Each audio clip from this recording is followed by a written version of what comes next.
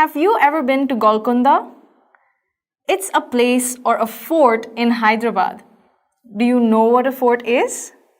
Well, a fort was basically a structure which was very safe and secure and strong, and they were built in order to defend a place or people from attack from outside enemies.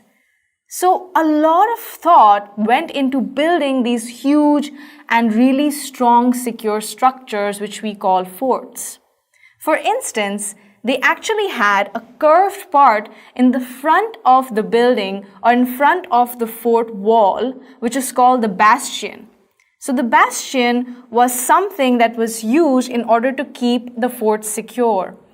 Moreover, the bastion actually had holes in it, which allowed the soldiers on the inside of the fort to look out and to see any approaching enemies.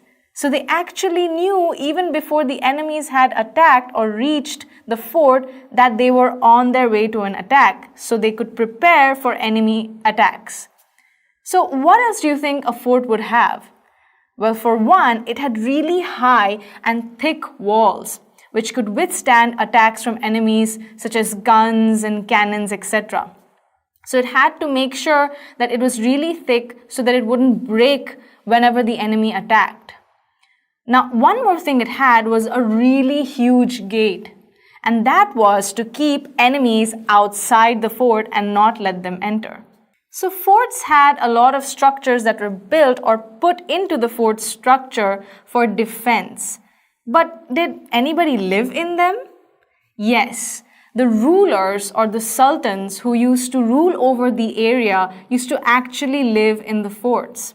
Now, not only did they live in the forts, there were gardens, sometimes even palaces, then fields and factories that were situated inside the forts. So farmers and workers and common citizens used to also call the forts their home.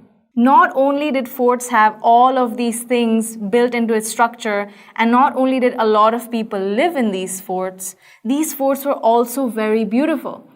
And they had fountains on the roof. They had beautiful carvings in the walls and in their structures, and they also had a lot of windows and doors for ventilation and for ways through which light and air could pass into the entire huge structure. So the next time you plan a visit to a fort, make sure that you look out for all of the wonderful things that they have.